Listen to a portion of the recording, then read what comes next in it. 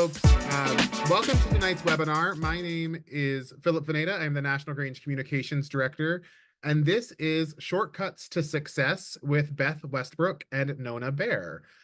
This is the second webinar in our series, with more to come as we listen to your feedback for our future presentations. Just want to drop some reminders before we begin. We ask that you keep yourself muted unless you're asking a question. There are going to be quite a few people on tonight's Zoom, which is awesome. Feel free to use the chat function. The chat box is open if you have a question, and we'll get to you as soon as we can. This webinar, as you heard when you logged in, is being recorded. It will be posted on our YouTube, hopefully within the week, but if not, it will be right after our National Grange convention. Get it up. If you find something useful in this webinar, once it's posted, please feel free to share it with your friends, your family, your coworkers, and especially the members of your Grange. The goal of all of these webinars is to help improve the Grange at the grassroots level nationwide. Tonight, the webinar is presented thanks to the Rural Life Initiative, which is a project of the National Grange with support from Pfizer. You can learn more at nationalgrange.org/rural-life-initiative. And I'm just going to drop that here in the chat for everybody so you can take a look at one of our new programs from the National Grange. Please stay tuned all the way through tonight, through the webinar, for a special announcement coming at the end from National Grange President Chris Hamp. So I am excited to welcome our two presenters for the evening. First up will be Beth Westbrook. You may remember Beth from our August webinar, New Ideas, New Approaches. Beth has extensive nonprofit organization background, helping them identify and attract support for their programs and activities. She is currently a member of the Grange Advocacy Board. She lives in a small community in Virginia's Shenandoah Valley. When she is not traveling to speak at conferences or meet with potential supporters, she is a member of the Vasculitis Foundation, working with many other nonprofits that she volunteers for, and of course, the Grange. And then following Beth will be Nona Bear. Nona is a nationally known and recognized healthcare reform advocate and champion of seniors issues and all of rural America. Nona assists nonprofit organizations and industries on a variety of public policy issues, primarily focused on healthcare. She is a board member and advisor of several national nonprofit organizations, including Grange Advocacy. She has received the Shining Star Award from the National Association of Nutrition and Aging Services and the Champion of Rural America Award from the National Grange in 2022. Beth and Nona are both incredible presenters. I hope you learn a ton from them, and I'm going to pass it over to Beth right away. Take it away, Beth. Well, thank you, Phil. Thank you for those kind words. I always consider it an honor to be here.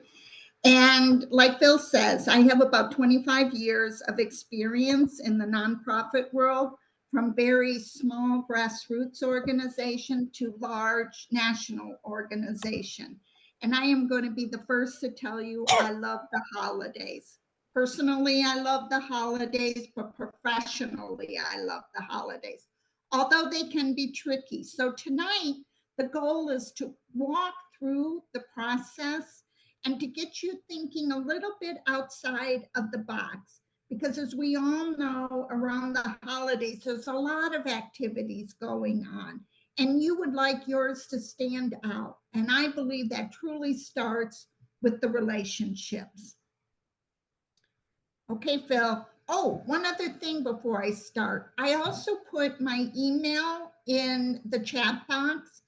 You are more than welcome to contact me at any time. If there's a question you have or an idea you're trying to think about, I am always happy to help you with that. So please use my email at any time. Now you can turn it. So where is the revenue? Whether your goal is to increase how much money you raise at your event, increase the number of people who come to participate, or just create an environment that draws more people in to become members. I always say it starts with the goal. And by setting a goal, in this case, a fundraising goal, it gives you something to plan around. And if you meet it early, you can always increase it. If you're getting closer to the event and you're running into challenges and barriers, it's okay to modify that goal down to a more realistic number. More times than not, I tend to have big visions and then run into problems along the way. So when you do pick that goal, decide if it's realistic in the time frame. Do you have enough time to do it? Are you mainly doing it by yourself, or do you have other folks helping you? And then how are you going to reach your goal? Are you going to ask for donations of people at the event? Are you going to sell tickets, or are you going to look for sponsorships to help raise money? You want to turn it, Phil? I think the most important element to any kind of fundraising or friend raising is being able to share your story. I learned long ago that people give to people, and the people represent organizations. But the better you can make your story and connect with folks, the more likely they will be drawn in. And I think the number one way to do it is just to talk about the Grange and why you're passionate about the Grange and what their support would mean to you. And I always use the example, I'm part of the fundraising team here at our local library. And I tell the story of how I got my first library card. And the first time I checked out a Nancy Drew book, I felt like I was being opened up into a world outside of where I live. And that by supporting the library, there's probably some young girl in our community that will have these opportunities because the library is being funded. These are the kind of stories that matter to people, and they love to hear them. So before you get going out to ask people, think about, what's my story? What do I want to convey to the person I'm talking to? So in gathering people to help you, how do you spread the word? For me, it's email. I'm kind of old school. I write notes, I pick up the phone, but I'm finding more and more, with time being short, I email. And when you do reach out to people, whether they're friends, family, or someone in the community, make sure you have all the information in that email. Talk about the event, anything specific about it.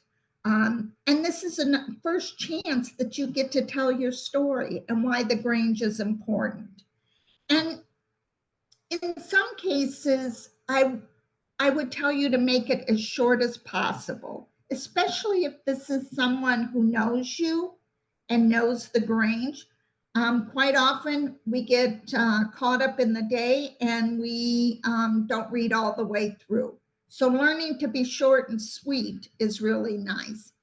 The other thing I do, you'll find throughout tonight's webinar, I believe relationships don't evolve around an event. There's something that are ongoing, that go beyond the event. So don't forget all those people that you reached out to. Remember to thank them. And quite often, if I picked up the phone and called them, I will pick up the phone and call to thank them.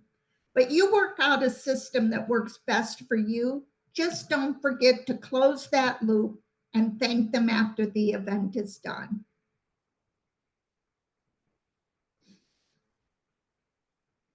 Now, here's one, and I will be perfectly honest when I state this. I'm not a very good social media person. I lack the skills to really engage it well, but those that do expand their audience. And so if you're involved in any of these media outlets, I encourage you to use your story and make your ask of them through social media. Again, A 30-second selfie video posted on Facebook could engage more people than I can with one phone call a day. So if you're good at that and you enjoy doing that, by all means, engage with social media to let people know about your event, some of the things you need, and some of the excitement, little hints that they can expect if they come. The other way social media can further your reach is if you have people following you or engaging in the things you're posting, engage back with them, because people like to know it's a two-way relationship. And it's not that you have to go on their page and like everything, but if there is something that you connect with, you should let them know, because that helps build the relationship. And in some cases, they will then push out your information to their reach of people. And again, that expands how many people are hearing about your event, what you need, and what to look forward to at the Grange. Next, Phil. Here's an idea that quite often gets overlooked. Oh, and Phil, that's a good point. You can get ads on many of these social media outlets to advertise your event, and that too expands your reach. But to get back to this, matching gifts, I don't know if many of you have engaged with an employer matching gift. Many companies and businesses will match a gift that you make to an organization. You have to show them that you actually made the gift. Quite often that's a thank you letter or a tax receipt or something, and they will match it. I've also had experience where I've had a fundraiser host an event for one of my organizations, and the money that they raised totally at their event, their employer matched. So it's always good if you can, you reach out to most often it's the HR department, and just ask, do you have an employee matching gift? And what does that mean?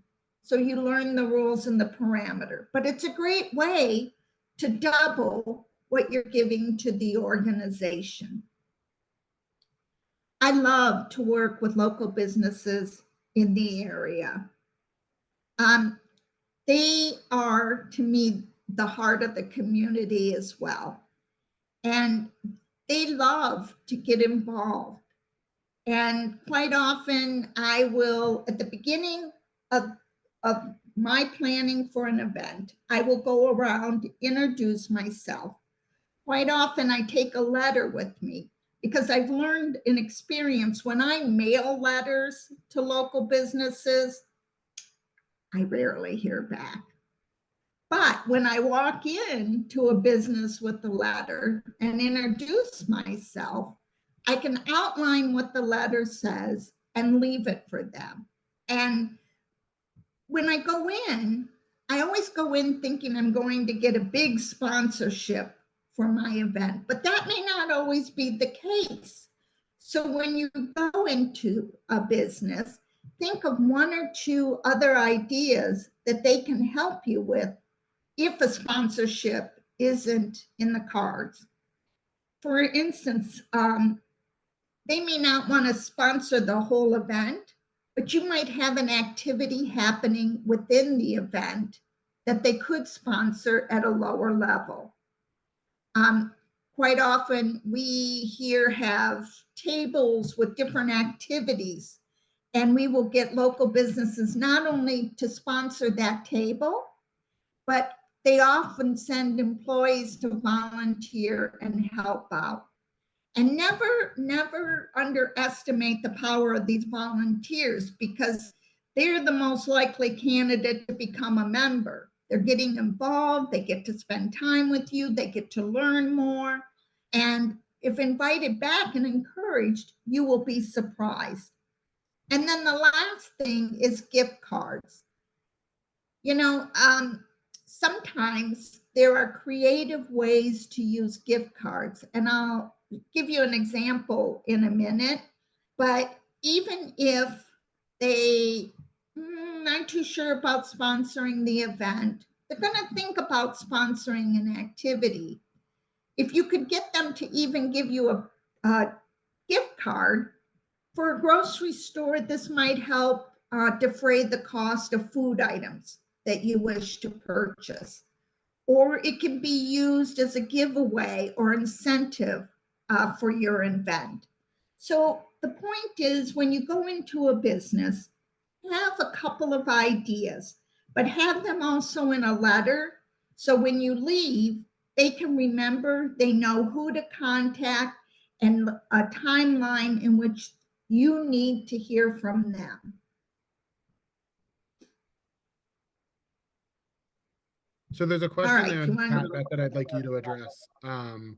For local businesses, when you go into a business to introduce yourself, do you ask to see a certain person or title, or simply speak to the receptionist? So this is for a local business, not for the big businesses. Yes, I always ask for the store manager. Start big. And even then, if there's a shift supervisor, and if I get a shift supervisor or a department manager, I tell them my story and I make my ask, but then I say, is it better for me to come back and talk to the store manager or the branch manager? And if they say yes, I'll say, well, can I tell them that Joe Smith sent me, the person I just talked to? Because then it lets the store manager and the branch manager know that someone in the store thought enough of me to send me up to that person.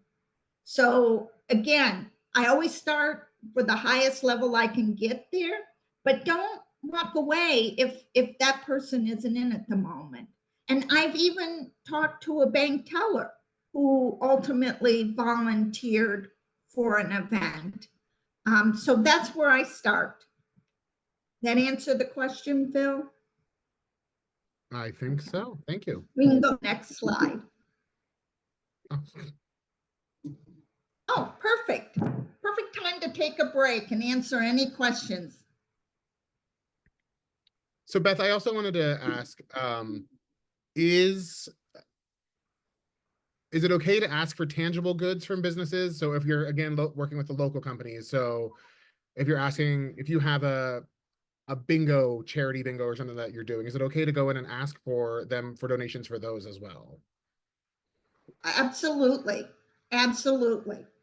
Um, Again, with each business or person that you target, I always start with the one item I would most like.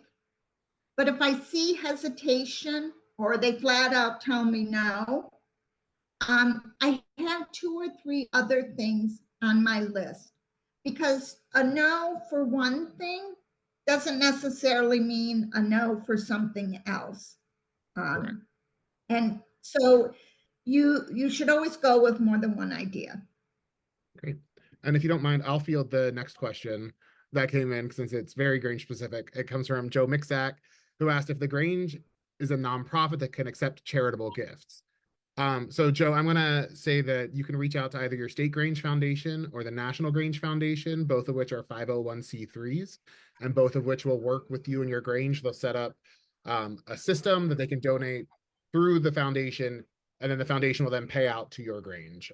So please reach out to them to help set that up, since individual Granges are generally not 501c3s, although some of them have snuck in. So please reach out. You can reach out to me. I'll drop my email address in the chat. And I'll help make that connection for you.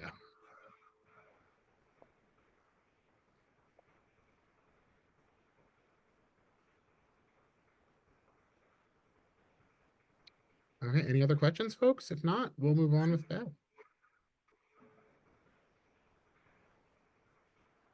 Okay. So I call this next part people, places, and process. And when it comes to volunteers, one of the things that I have found success is reaching out to other groups in the community. to see if they have interest in supporting this event, volunteering for this event, if advertising for this event. Quite often, this is how, and it's reciprocated, so that you know going forward, if they were to reach out to you with an idea or an event that you thought would be interesting to Grange members, you would spread the word.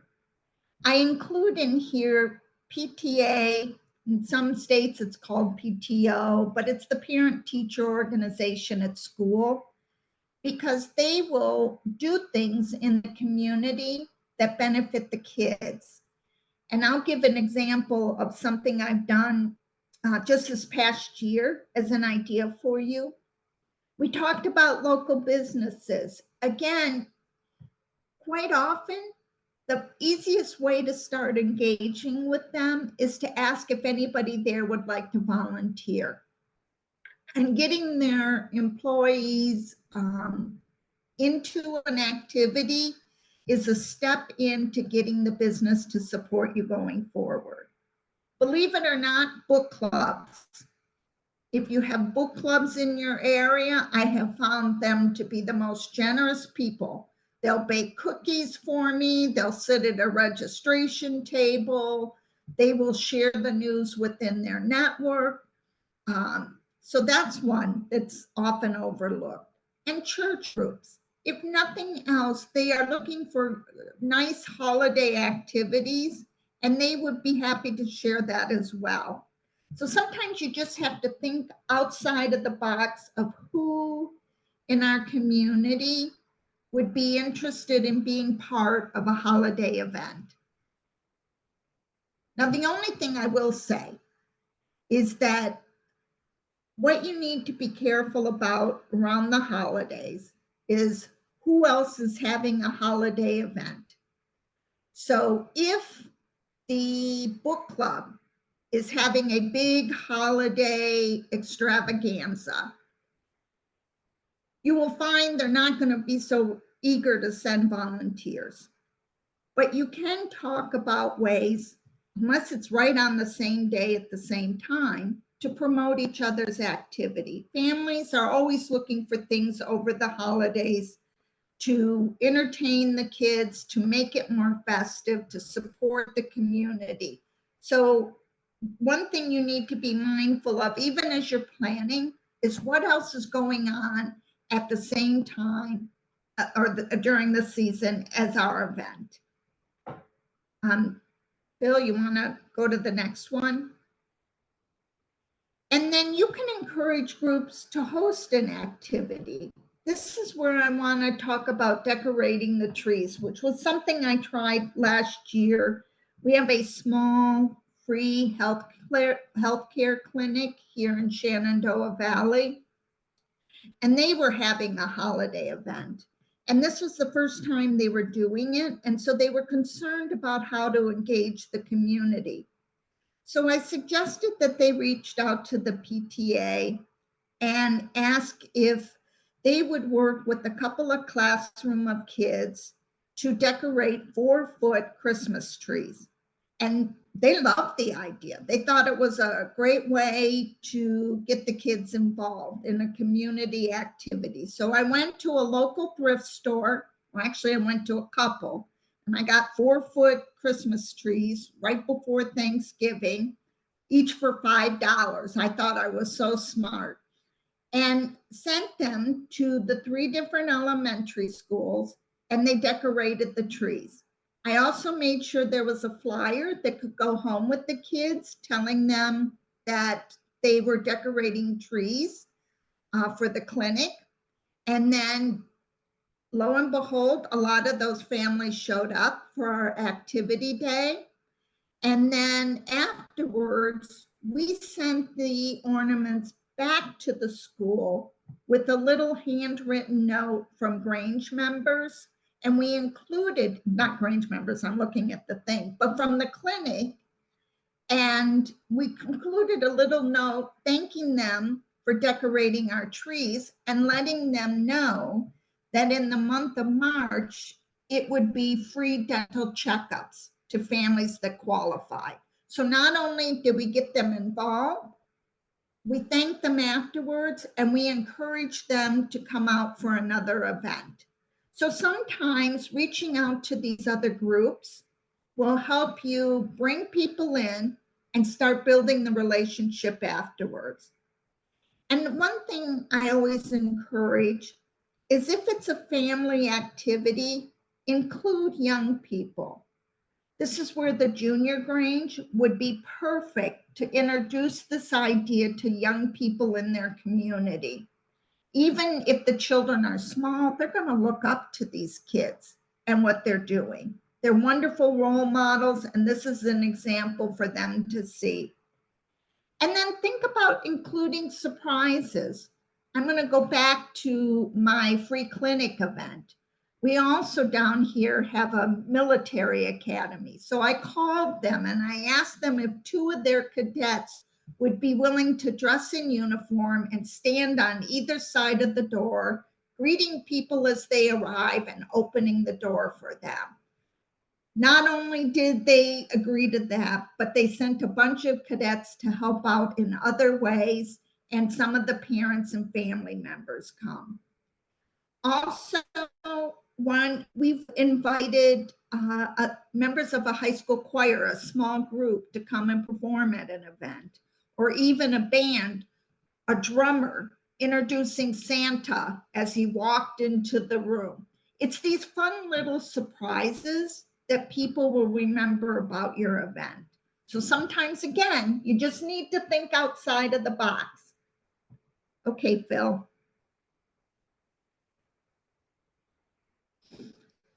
So this is my tree decorating idea. I got ahead of myself, but just to reiterate, reach out to a group, get them to have an activity, but remember, once the event is over, you thank them with a personal note or some kind of thank you, but include something about an event coming up. Give them something to look forward to. Okay, Phil. Good. Questions?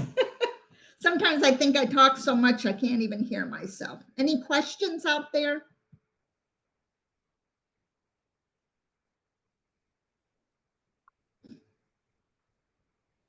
And I would encourage you that at any time, please feel free to email me and ask any follow-up questions or any ideas.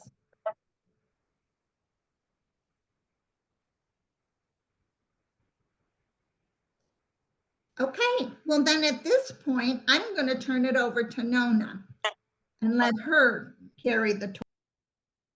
Okay, thank you, Beth. And although we did not plan it and we wrote our little materials separately, what Beth just said is the perfect lead into where I'm going.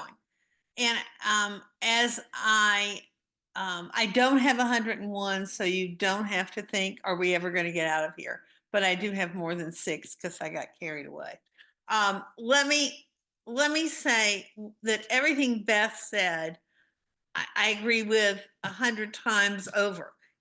That's exactly right. When you have people with you for any reason, including being stuck in an elevator, it's an opportunity to share about your Grange. And I think the holidays are just filled, whether it's a Christmas party, a band concert for the holidays, carolers walking down the street, or a midnight sale. It doesn't matter. You have a group of people and they're an audience. But particularly because so many Granges have big events at the holidays, it is a major opportunity to bring together not just the people who belong to your Grange, but a whole group of people who may have never been. I've talked to several people about this. One of the pieces that people, more than one person, in fact, several people said to me, is that many people come to a pancake Christmas breakfast.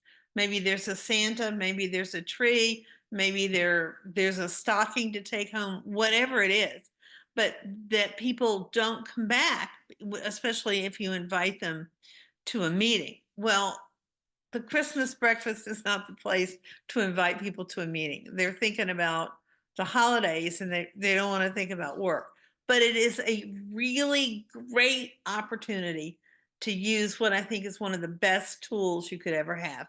And so it was because of that encounter, talking about the Christmas breakfast and the idea of using this perfect tool, that I pushed for us to have this event in October, so that you would have a November meeting and you would be together at the Grange convention before you have to have a Christmas event. And the coolest of all tools is a simple calendar. And I know that may sound ridiculous, but a calendar is a remarkable tool for connecting you to the people who are visiting at your Grange, to the people that are sitting next to you at a Christmas party, and to anybody that you happen to encounter, whatever it is that you're doing during the holidays. And here's why. It has a snapshot of everything the Grange does for the month or the year. And I would just urge you, and so much of this could be a great piece of the Rural Life Initiative, to put together now what you know you might be doing in the coming year. Because when you hand it to somebody who's at the breakfast with Santa and they have 3 kids sitting there scarfing down the pancakes, you can say, as you see, we have a monthly make your own color drawings, or learn how to make cookies, or learn how to fish, or whatever it is that you're doing that are great for children. And you say, we hope you might want to come back. We do this every month, or we're going to do a big event in March, or we're going to April, whatever it is. Have it visual and have it so that they can take it home. And don't just have the events. Think about including on your calendar major events in your community. Because when you're helping to promote the Chamber of Commerce Fun Run or whatever it is, those people will say, wow, they did that for us. Isn't that nice? So that when you go to ask them for whatever it is that you might want to ask that Beth has just talked about, you can say, you can take your calendar and they're going to look down and see their name on it. Mix your events with community events. It is a great way of making friends, and it's a great way of linking you and also building reciprocity for whatever event you're doing. One other thing is that when you have a calendar that has all the things you're doing and you're making a presentation for fundraising, you have just the perfect picture of all the ways, from entertainment to education to community building to public service, that you do, that I know virtually every Grange in the country does, that people don't know about. And it builds just so much esteem. It builds respect and it builds understanding of what the Grange does. Just 2 other points, and I'm not going to belabor this too much longer. Showing what you do, planting the seeds for what you're going to do in the future and what people might want to come back to visit you to see or participate in, is great.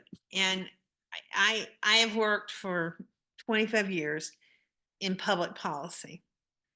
And for so many of us who do that, there is enormous pressure to get somebody to make a phone call to their legislator, to write a letter.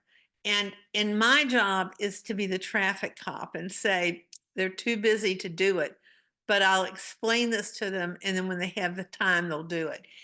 And people don't want to hear that. And I would say, I know so many of you are working hard to build the size of your Grange.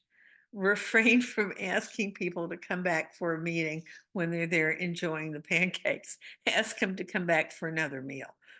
Build it up. Don't rush it. Can we have the next slide, please? Thank you. Put the calendars on the tables. Hand them out at the door. Have it on your website if you have a website. Take a little pile with you to other community events where you're the guest and hand it out. But be sure that you only hand it out at events where you, at other community events that you have on your calendar too. And also you can take them to the local radio station, to the newspaper, and say, you can, every week, if you're listing stuff to do, here are all the things we're doing.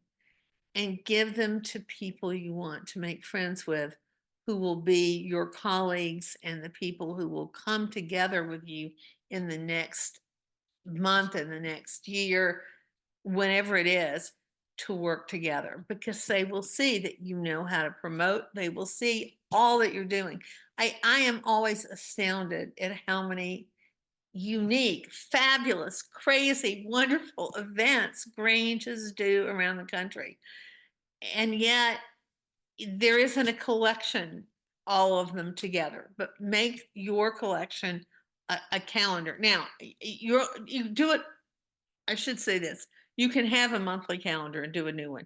But for now, as you go toward the holiday events, do one calendar.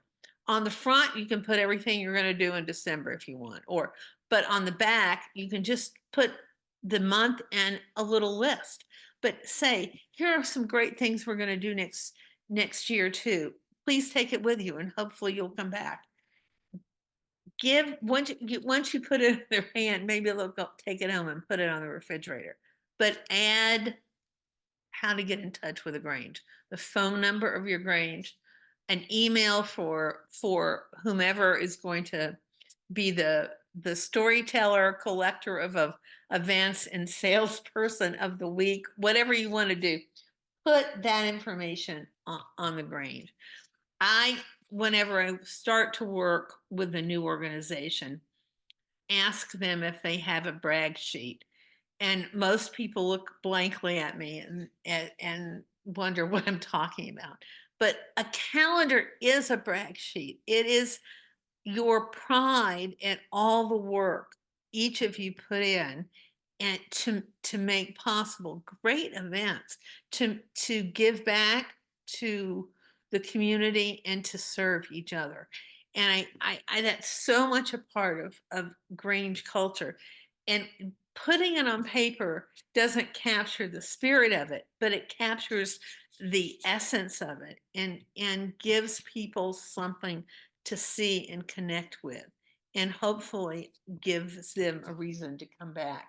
So a calendar is a short way of communicating, but it's definitely a brag tool. One last slide. Include events, as we said. Include Grange contacts. So if they have a question, they have somebody to email to or call.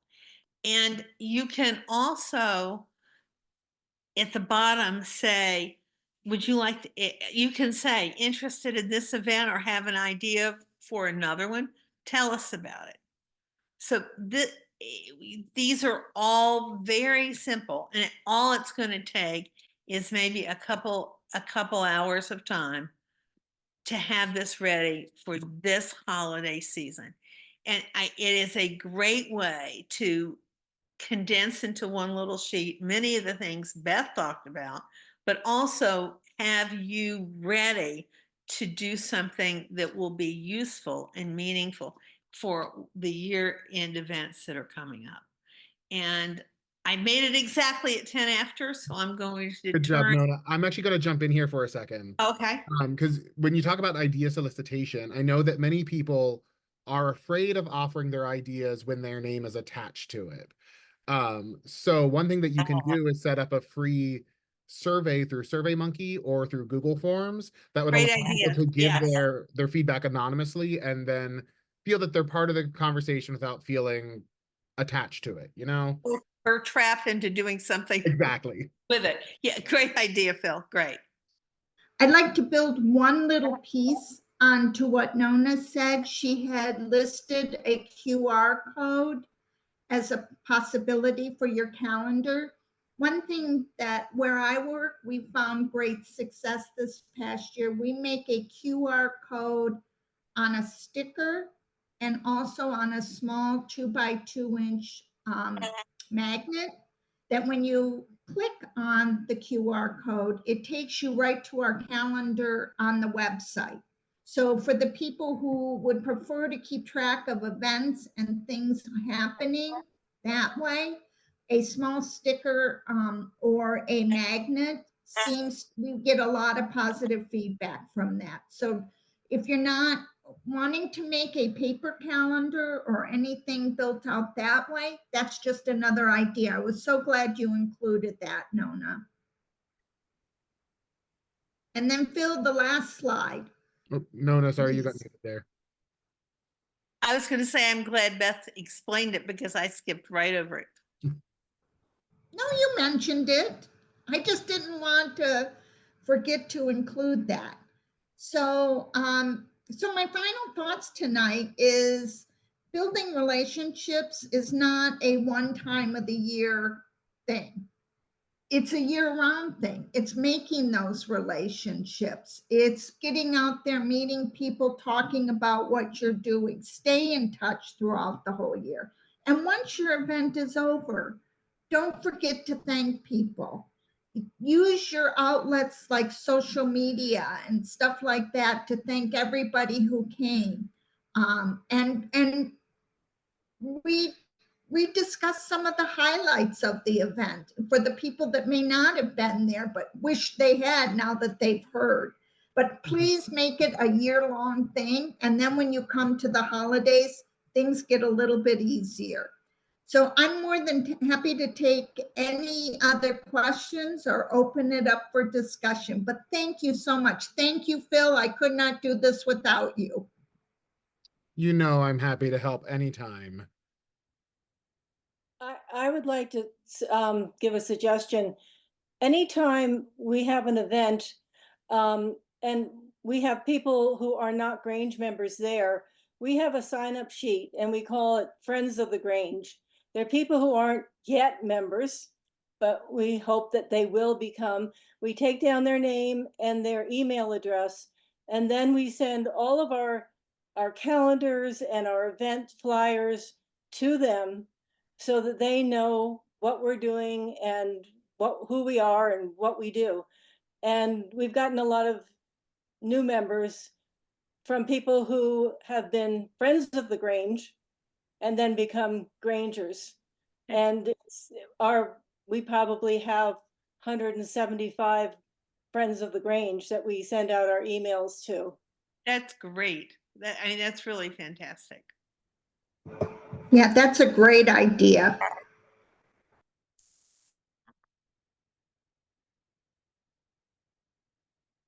Well, with nothing else, why don't we invite on National Grange President Chris Hamp for some closing remarks and some special information that she has to present tonight. I wanted to, before I give the special information, I wanted to also say thanks to Beth and to Nona for their time, for sharing their years of experience and expertise with us.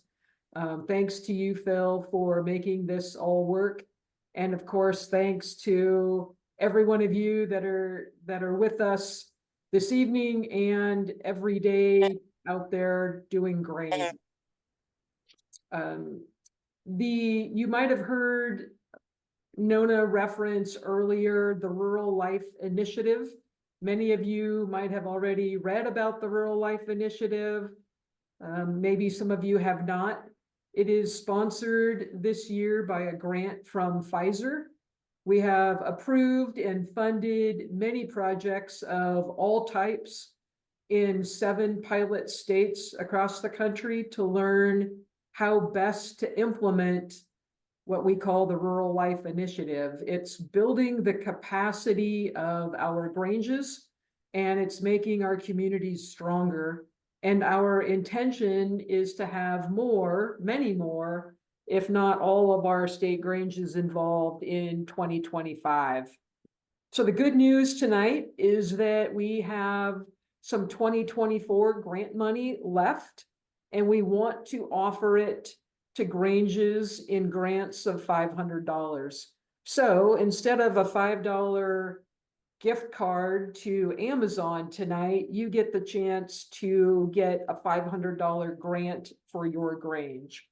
This money can be used for expanding an activity or an event that you are already doing, or adding something new to that calendar event coming up between now and the end of the year. The money does have to be spent by the end of the year, and you also must do a report, just an easy report on the activity, and have that submitted to us by January 15th. So if you are interested, send us an email, and Phil can put this in the chat. It is rurallifeinitiative@gmail.com. So rurallifeinitiative@gmail.com. Make sure you have those two L's back to back, the end of rural and the beginning of life, and you should get it to us. So once we receive your email of interest, we will email you back the complete information on how to apply, what you need to do. And this is, again, a great opportunity to boost your year-end activities and highlight your Grange. So we have 22 or funds for 22 grants available. So we've got $11,000 left that we want to share with all of you. So act quickly. Send us that request for information, and then get us back the idea that you have for the $500, and we will get you the funds. So again, rurallifeinitiative@gmail.com. And are there any questions? Well, you've got us on here about that announcement. That sounds like a fantastic opportunity for our Granges to take advantage of. This is a great way for the National Grange to support you in what you are doing at the grassroots local level. I think it's a fantastic opportunity. I myself am going to send an email from my local Grange here in just a minute to get the full application.